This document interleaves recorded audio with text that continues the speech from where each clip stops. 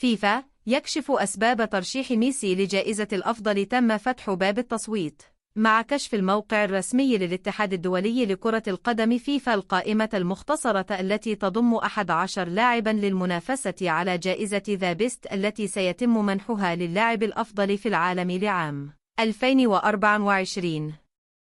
وتم اختيار المتنافسين للحصول على الجائزة المرموقة بناء على أدائهم خلال الفترة الممتدة من 21 أغسطس 2023 حتى 10 أغسطس 2024.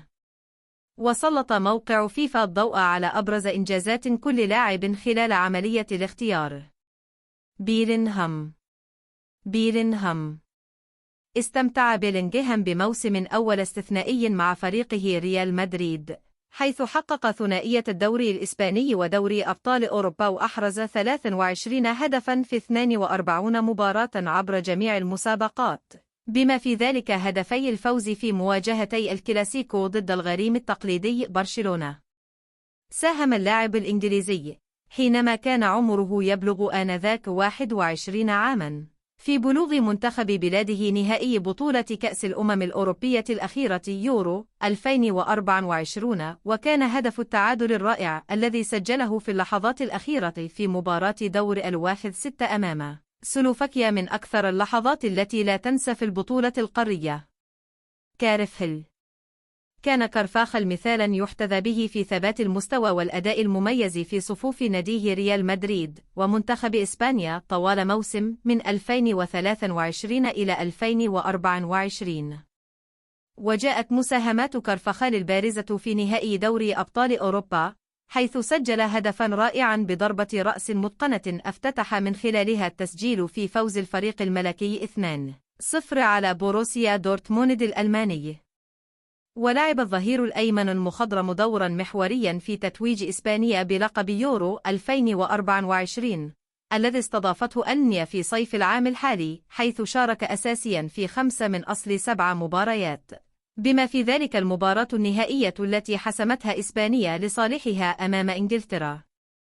إيرلينغ هالاند واصل هالاند تسجيل الأهداف بمعدل لا يصدق مع فريقه مانشستر سيتي والمنتخب النرويجي، حيث قاد ناديه للتتويج بلقب الدوري الإنجليزي الممتاز للموسم الرابع على التوالي. وأحرز هالاند 27 هدفاً في 31 مباراة في الدوري الممتاز ليحصد جائزة الحذاء الذهبي كأفضل هداف في البطولة خلال موسم من 2023 إلى 2024. كما تألق المهاجم القوي أيضاً على الصعيد الدولي، ففي سن 42 فقط أصبح الهداف التاريخي لمنتخب النرويج مسجلاً 38 هدفاً في 39 مباراة دولية فقط.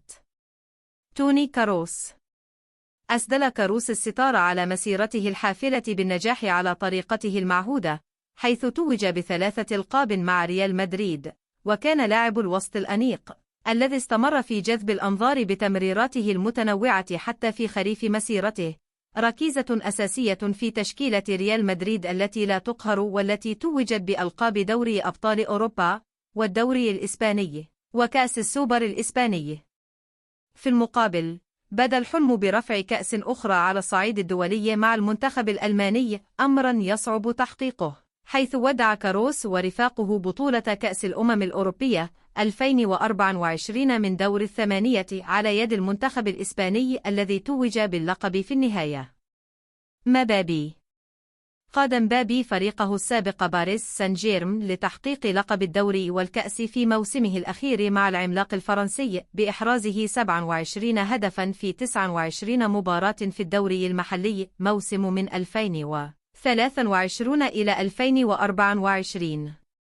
وتوج مبابي بجائزة الحذاء الذهبي كأفضل هداف للدوري الفرنسي للمرة السادسة على التوالي في إنجاز استثنائي لم يسبق له مثيل، كما سجل 8 أهداف خلال مشوار سان جيرمان نحو نصف نهائي دوري أبطال أوروبا، وكان هداف البطولة مناصفة مع الإنجليزي هاري كين. المهاجم الخطير الذي ساعد منتخب فرنسا في الوصول إلى المربع الذهبي في بطولة أوروبا 2024 انتقل إلى ريال مدريد في يوليو الماضي. ميسي ربما يكون ميسي في 3-7 من عمره، لكنه لا يزال يحدث تأثيرا بالغ الأثر على نادي إنتر ميامي الأمريكي والمنتخب الأرجنتيني. ساعدت عروض الساحر الأرجنتيني الملهمة ناديه لتحقيق إنجاز جديد، حيث تبع تتويجه بكأس الدوريات في عام 2023 بحصد لقب درع المشجعين لعام 2024، وهو اللقب الذي يمنح لفريق الدوري الأمريكي لكرة القدم الذي يحقق أفضل سجل في الموسم المنتظم. كما قاد ميسي منتخب الأرجنتين للتتويج ببطولة كأس أمريكا الجنوبية كوبا أمريكا، واختتم العام كأفضل هداف في تصفيات كأس العالم 2026 لاتحاد أمريكا الجنوبية كونميبول برصيد 6 أهداف. رودري كان رودري محور نجاح كل من مانشستر سيتي الإنجليزي والمنتخب الإسباني على مدار 1-2 شهرا الماضية، حيث برز دور لاعب الوسط المحوري في قيادة الفريق وتماسكه وتميزه بمهاراته الفنية العالية طوال مشوار مانشستر سيتي الناجح في الدوري الإنجليزي الممتاز. كما تألق رودري بشكل لافت في فوز مانشستر سيتي بكأس العالم للأندية عام 2023، وحاز على جائزة الكرة الذهبية المقدمة من شركة أديداس كأفضل لاعب في البطولة، كما اختير كأفضل لاعب في بطولة كأس الأمم الأوروبية 2024. فضلا عن ذلك، حصل النجم الإسباني الشهر الماضي على جائزة الكرة الذهبية المقدمة من مجلة فرانس فوتبول الفرنسية الشهيرة لأفضل لاعب في العالم لعام 2024.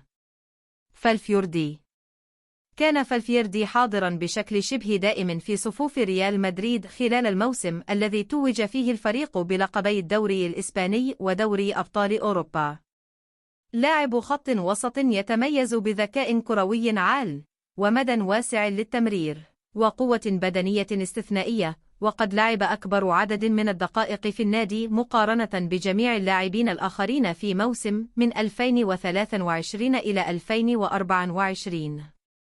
وكان فالفيردي عنصرا أساسيا في تحقيق منتخب أوروغواي للمركز الثالث في بطولة كوبا أمريكا 2024 التي استضافتها الولايات المتحدة.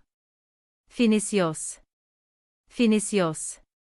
استمتع فينيسيوس بأروع موسم في مسيرته الكروية خلال موسم 2023 2-0-2-4، وكان المهاجم المتألق يسجل بصورة منتظمة أهدافا حاسمة لفريق ريال مدريد، حيث سجل 24 هدفا في 39 مباراة في جميع المسابقات.